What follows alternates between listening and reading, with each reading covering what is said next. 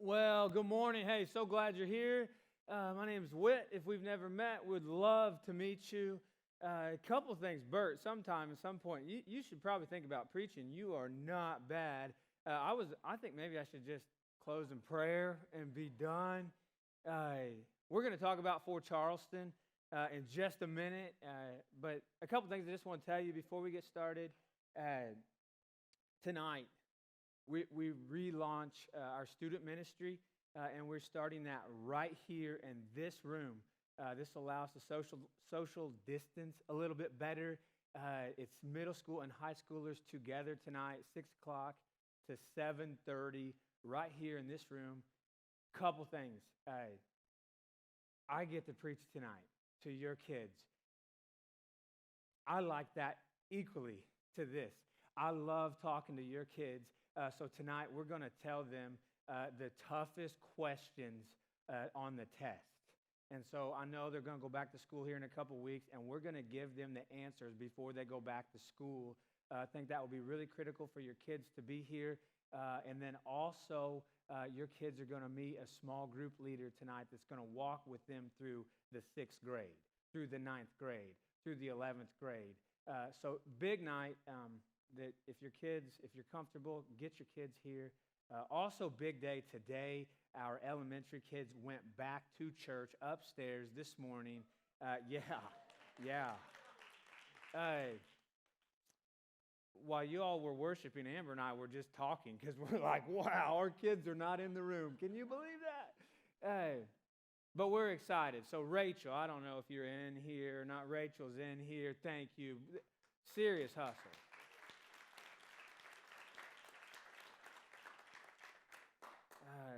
Okay, all right, let's go. For Charleston, here's the idea. This is what you got to know, just the definition before we even get started. This is the groundwork for the whole thing. If you get nothing else today, write this down. Take a screenshot of that or a shot of that screen.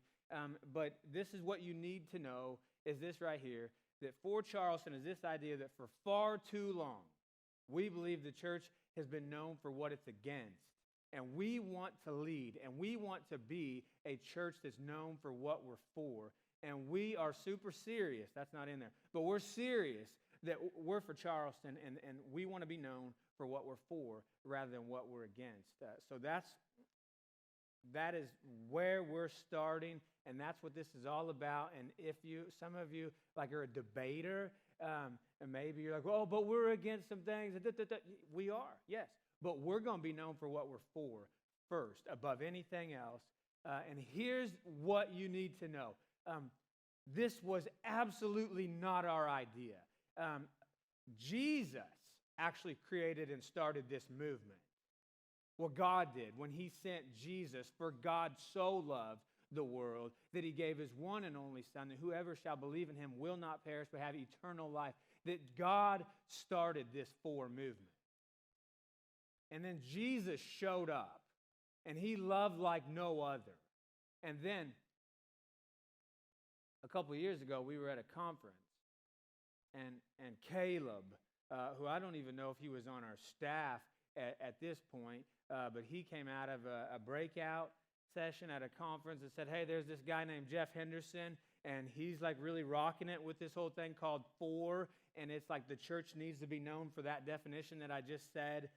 And Caleb says, we have got to begin branding what we're doing. We got to start this. And we're like, Caleb, I can't remember if you're on staff or not, but you were on staff after that day of like, we need some help doing this. So we brought Caleb on. Daryl is now overseeing a lot of the actual doing throughout the weeks. So it's a huge deal to us. This is not just an October thing. This is an every day, every month, every week, 168 hours in a week kind of thing for us. This is super, super personal to us. And really, in my family, in this whole for thing, it started for us about 15 years ago. We were actually from Mattoon before we were from Charleston. I grew up in Mattoon, and I think when I was probably 16 or 17 years old, my mom remarried. And so if you have like a stepdad, you know, like he has like no chance at all. Well, I can remember a particular Thanksgiving in which my stepdad, Fred, whipped out $100 to everybody in the room. And he said, okay, between now and Christmas, you need to do something to bless somebody with this $100. And I'm going to tell you, like from that point on, my stepdad, Fred, he loved in such a way that I could not help but to begin to like him and to begin to want to be a part of Jesus and be a part of the church. And we started blessing people with that $100. And since then, we've kind of blown this thing up a little bit. A little bit later on, Scott Sims, who was formerly the pastor here, he had my mom, Marcia Dawson, come on staff. And if you're familiar, she launched an initiative called CORE, which was Community Outreach Event. If you're like into being cute like that, which we were, community outreach event in which we did like one weekend at the time. When we did this was like super, wow, are they really doing that? We used to shut down the church on a weekend and just go serve and be the church. And so my mom was a big part of that. And so for us, it's just a big deal that we get this right. It's a big deal for us that we continue to be the church. And so a couple of years ago, this was a super easy transition when we started saying for Charleston, because all we did was begin branding what we had always been doing and what Jesus started, what Scott Sims put into play here, what my mother helped put into play, what you, if you're following Jesus, this is what you're already doing. But we want to collectively make a bigger effort because I just know this, that two combined efforts are greater than just two separate efforts. So we want to be on the same page and on the same team. And this is what I know about you. You've been doing it. Last year, just last year. So we did this last year in October. And we launched the whole For Charleston thing last year. And we said, in one day, we ask you to give us your money. And we were going to give it all away to the community. And in one day last year, you gave $17,000. In one day, that's pretty neat. I clap for that. But that's always weird, pastor asking for applause.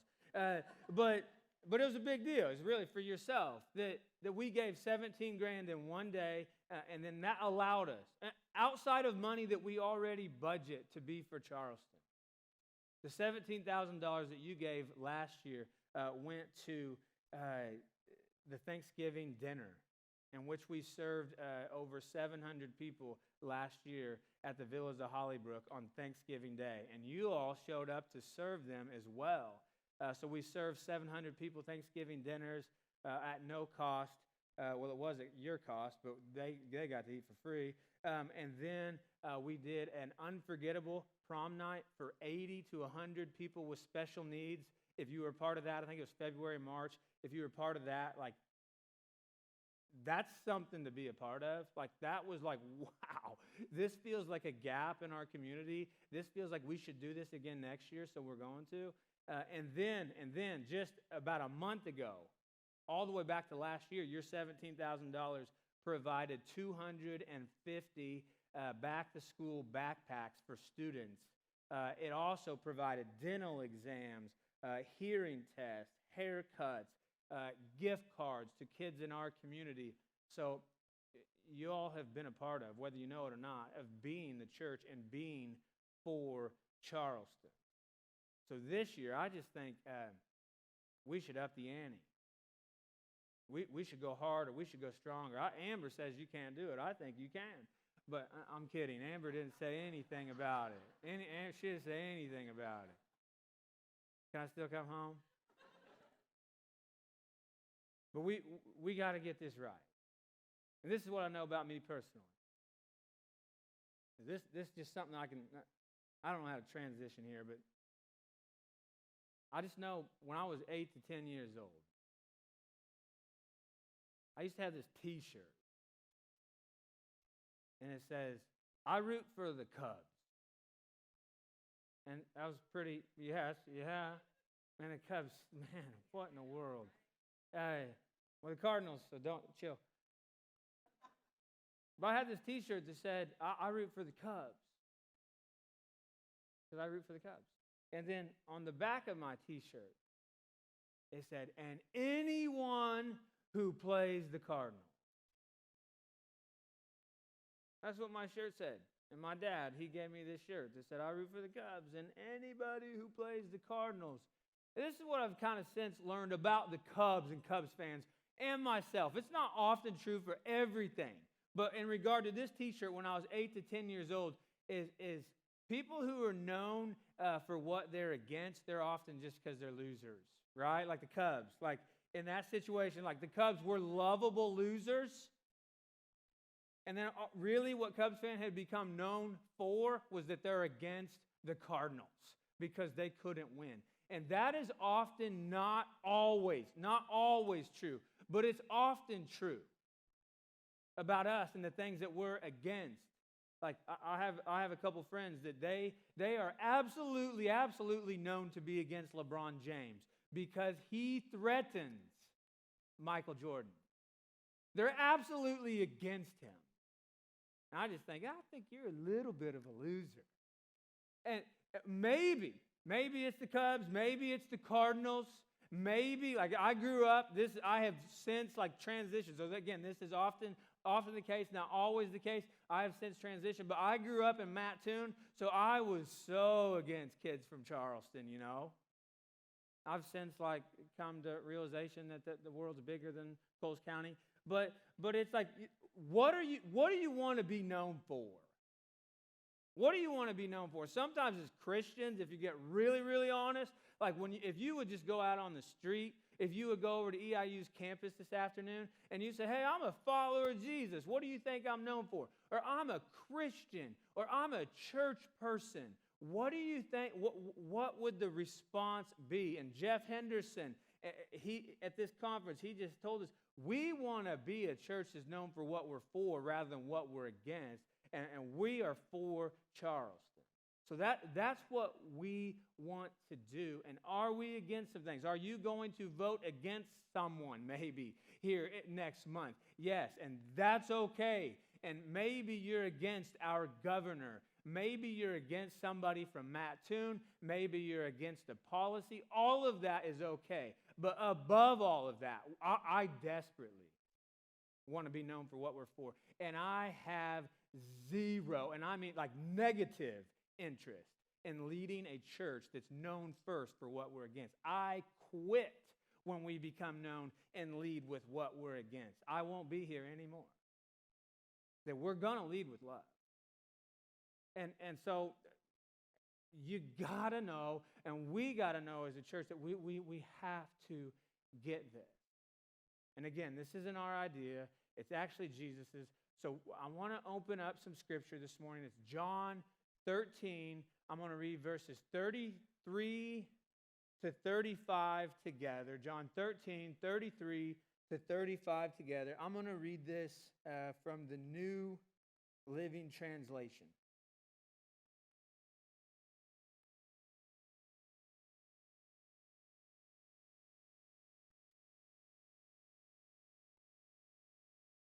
All right, you ready? The pages, that's great. You know you're getting old when you start to defer to, like, from technology to give me the pages. I'm kind of going back to my book. Okay, John 13, 33 to 35. Here we go.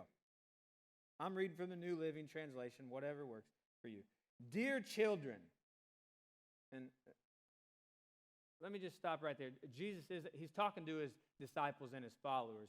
And Jesus is saying to them, dear children, not in a way of like, come on, kids, but like children out of like empathy and love and like you would say to your children, dear children. It's out of a genuineness, out of empathy. I will be with you only a little longer.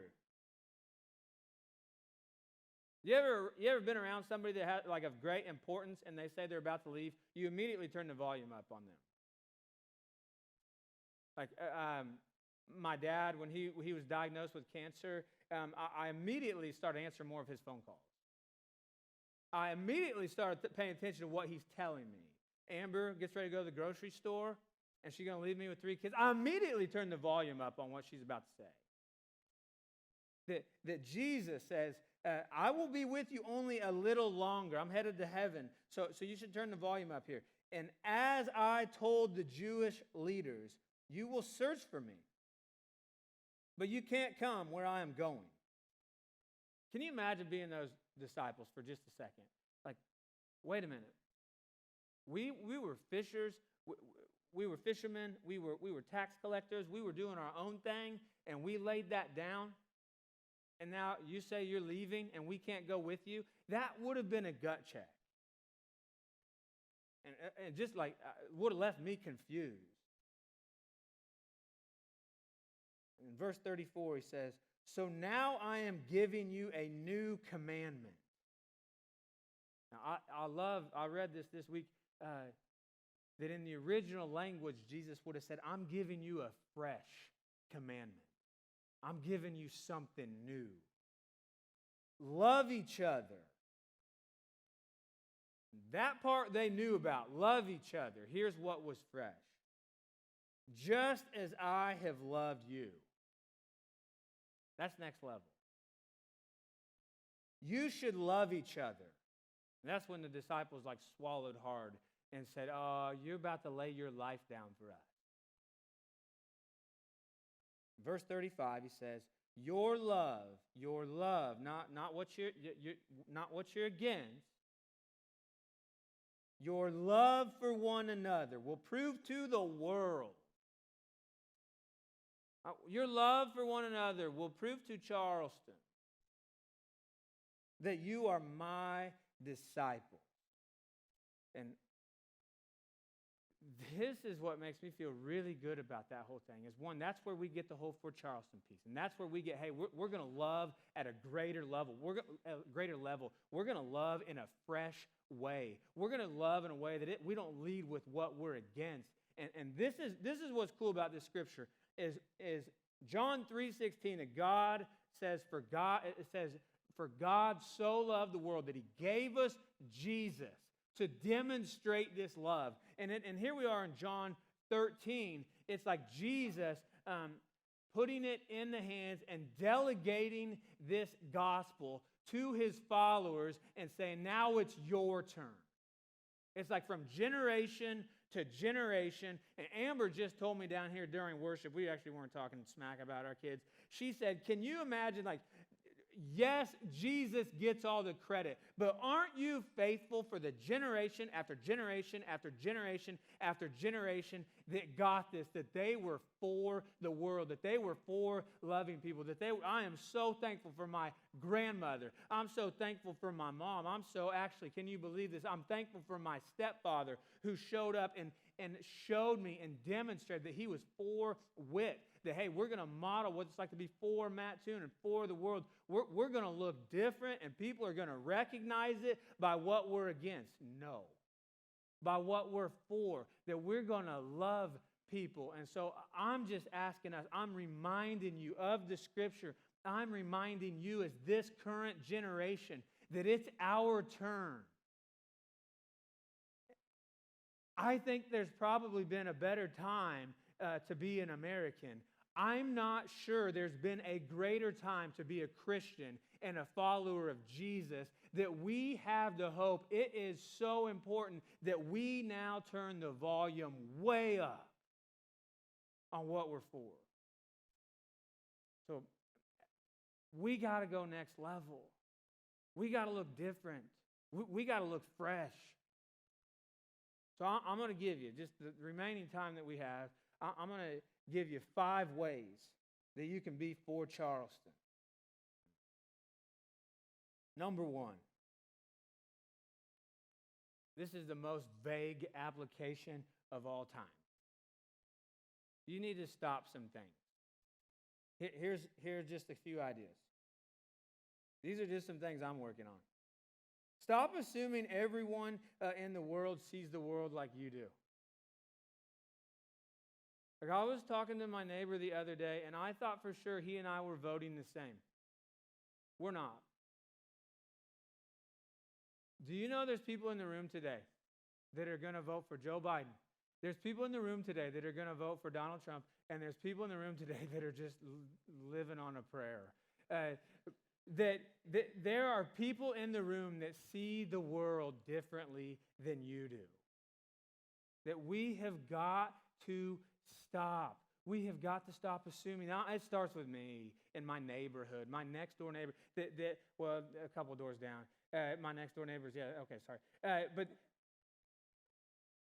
we got to stop assuming that people see the world the same as we do. Here's another one. You should stop throwing stones. You should stop that.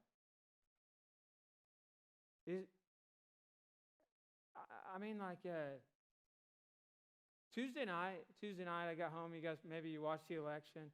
I don't know if I've prayed more since Tuesday night than I have in my life. I pull into my driveway, and my neighbor, it's Tuesday night. It's a big night, you know. Monday night football is Monday night. Tuesday night elections, like back to back. Wow, Amber, get the popcorn ready.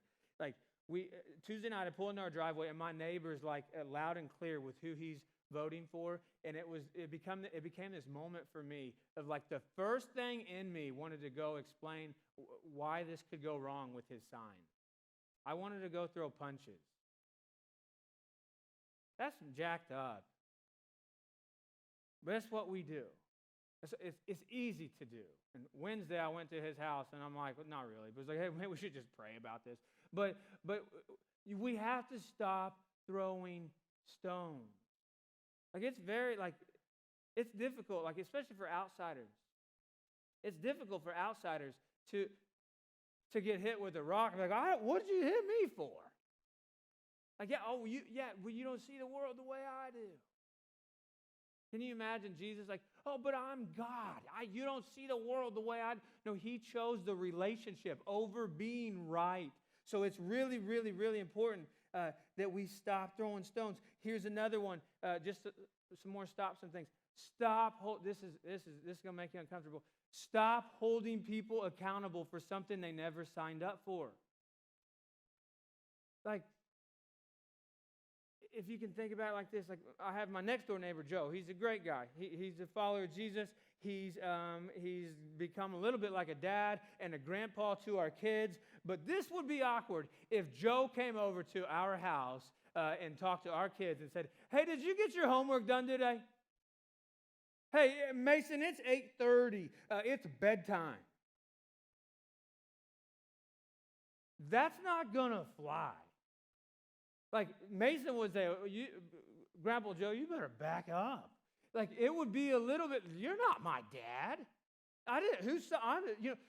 We as followers of Jesus, as Christians, this is something I'm working on. We can't hold them accountable to something that they didn't sign up for. Sometimes we like throw stones. Oh, you had premarital sex, or you're living with your girlfriend, and their response, and we believe that is wrong, but their response is, I never signed up for any of that. I never gave my life to Jesus. The word testament means law, and they never signed up. They never asked Jesus into their life. They never said, hey, I'm going to live my life according to the new law. They never signed up, but we somehow, some ways, hold them accountable to something that they never signed up for, and that is so easy to resist. So we have got to think about, like, who are we holding people accountable to? Now, if they're followers of Jesus, totally different deal. But for people that you're working with, that you're living next to, that are not following Jesus, like we should stop holding them accountable for stuff that they actually never signed up for. We should start with loving them first. Then look at what 1 Corinthians 5:12 says. It says, what business, this is Paul, what business is it of mine to judge those outside the church? Are you not to judge those inside? It's really important. That we stop holding people accountable for what they've never signed up for. The last one on the first application, I got to go, wow, is this. Stop being mean. Stop being mean. I do this since COVID. I don't know what exactly has happened to me, but I've started making these smoothies with like broccoli, blueberries, and bananas in them. And I call it the killer bee, and as a bees to get it high. And so it's like, oh, everybody like gets pumped when Dad's making the killer bee magic bullet thing that we never used for like 14 years. And now since COVID, I'm like, the magic bullet's the greatest thing ever.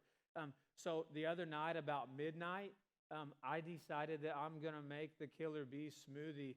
And I don't know if you have ever made smoothies or put something in a blender, but when you do a blender in like midnight and you have a house full of 3 kids, that's just straight up mean, according to my wife.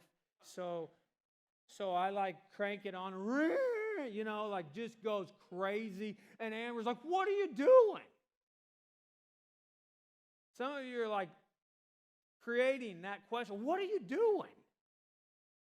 Like, stop being mean. Like, stop posting that. Stop saying that. Like, you're so resistible. Like, stop doing some things. Stop holding people accountable. That Proverbs, I just learned this. I think this may be how I got Amber. Proverbs 19:22. A man is charming when he displays tender mercies to others. I just want to be kind. Following Jesus, not following Jesus.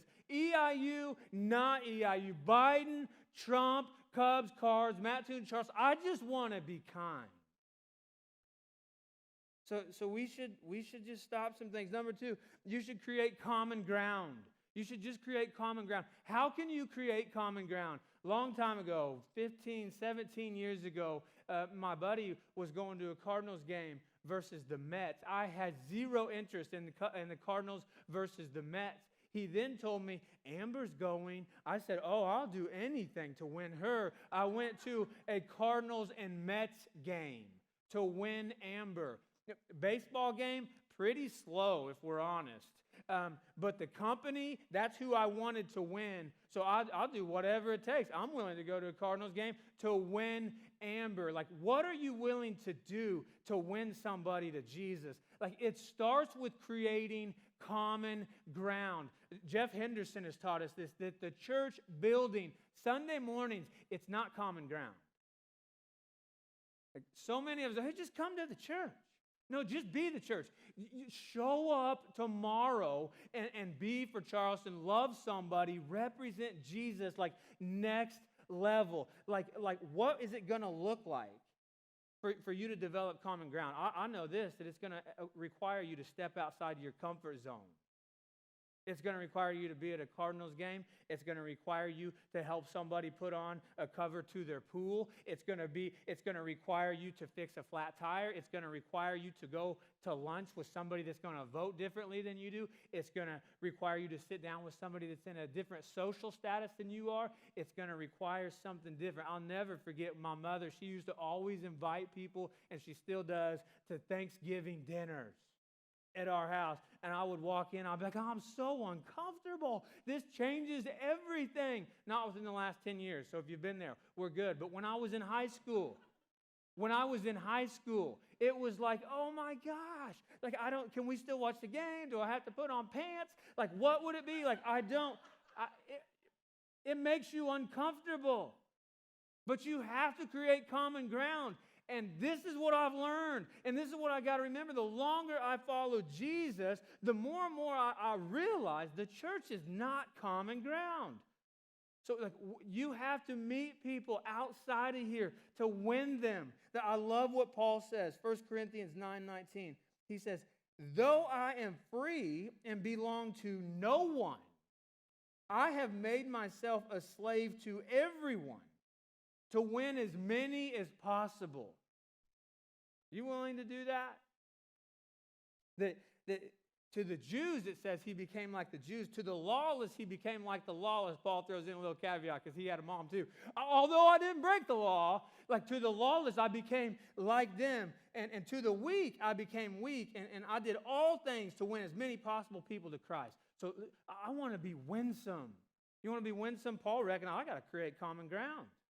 I got to connect on the, hey, you watch the Cowboys? Hey, you play fantasy football? Hey, do you go to Marty's? Hey, do you go to Joey's? Hey, do you go to Matsoon? Like, what? I will meet you there. Common ground. Number 3. You got. I've been learning this. This is a value for us as a church. We have to love people that are nothing like us. It's quite honestly very easy to love my wife. I don't know if she can say the same, but I know for me, it's super easy for me to love my wife. It is crazy easy for me to love my kids, but to love people that are nothing like me, it's a little bit of work. Mason showed me, he came in the other day while he was remote learning. He came in and he showed me his little iPhone, his old iPhone. And he says, Dad, watch this YouTube video. Watch this YouTube video. And I'm like, oh, remote learning, it's like 10:45. He said, yeah, watch this. I learned this. And so I'm looking at this video, and he shows this, I don't know if you've seen it, but there's this YouTube video out of a manatee. And he's like right up at the edge of the water, and there's a bunch of people taking his pictures and all this stuff, and there's all these phones around, and what happens? A young girl drops her phone into the ocean. And Mason's like, check this out, watch this. And next thing you know, you see that phone go down under the water, and then you see that manatee go way down under the water, and that manatee pops back up with that girl's iPhone. It just reminded me, I got to love people nothing like me. That manatee got that. So this is where we're at in 2020. A goldfish can keep an attention span longer than we can, and a manatee can love better than we can. Like, no, I say, I resent that. Like, no, like, if a manatee can love someone nothing like him or her, we got to raise the level. Look at what this is. I say this all the time, but this might be my favorite passage in the New Testament. Matthew 9:9-13, in regard to loving people nothing like you. As Jesus was walking along, he saw a man named Matthew sitting in a tax collector's booth. Tax collectors were bad dudes. They're nothing like Jesus. Follow me and be my disciple, Jesus said to them. So Matthew got up and followed him. Later, Matthew invited Jesus and his disciples to his home as dinner guests.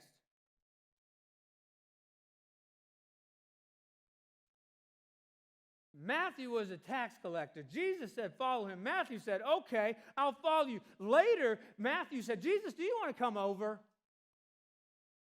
Are there people nothing like you that say, hey, do you want to come over? Matthew invited Jesus and his disciples to his home as dinner guests, along with many tax collectors and disreputable. Are you hanging out with people that don't have a good reputation? Disreputable sinners. I don't want to ever say that word again. But when the Pharisees saw this, the church people, so to say, they asked his disciples, why does your teacher eat with such scum? Are you hanging out with people that are creating questions? When Jesus heard this, he said, healthy people don't need a doctor, sick people do. And can you imagine Matthew sitting right there? Am I sick? Yeah, you're sick.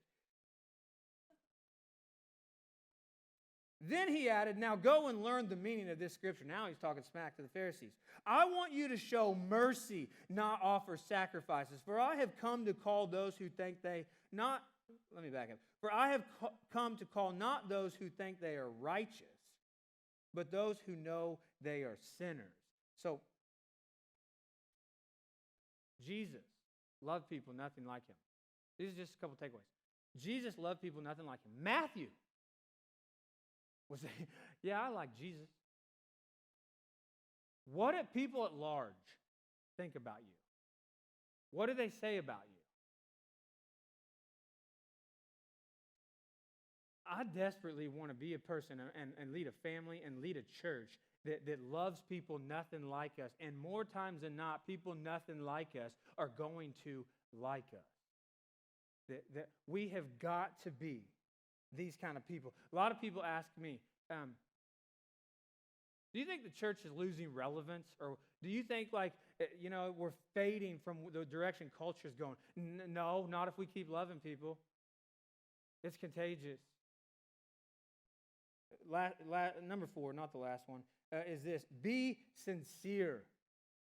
You ever see somebody on social media and then you run into them in real life and you're like, wow, what a letdown. Like, be sincere. Be sincere. This was my number one issue with branding for Charleston, that I wanted it to be bigger than a social media movement, because social media, it only shows you like the best.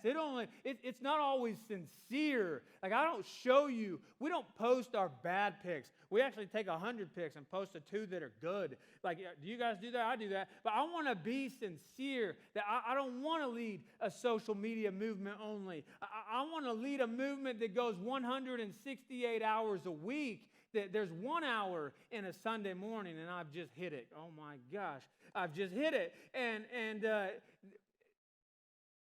there's 168 hours in the week.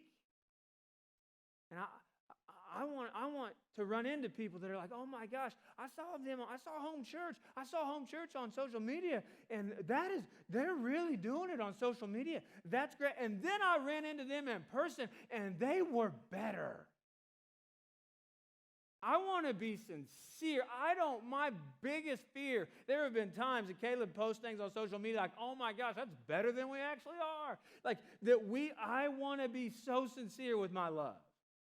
I want to be so good. The more somebody gets to know me, the more I want them to know Jesus, and the more I want them to see Him. So I want to be sincere. I want to be no strings attached. Look at what Romans 12, 9 and 10 says. It says, love must be sincere. Hate what is evil, cling to what is good, be devoted to one another in love, honor one another above yourselves. I want to be sincere. I want us to be sincere. I want us to be for Charleston. And the last one is this. You got to be rich. In 1 Timothy 6:18, it says this. Command them to do good, to be rich in good deeds, and to be generous and willing to share. And so for the next 3 weeks, we're going to talk about this idea. We're going to press you. Next week, we're going to try to raise a bunch of money and then give it all away. So we're going to press you to give. We're going to encourage you to be rich with your finances.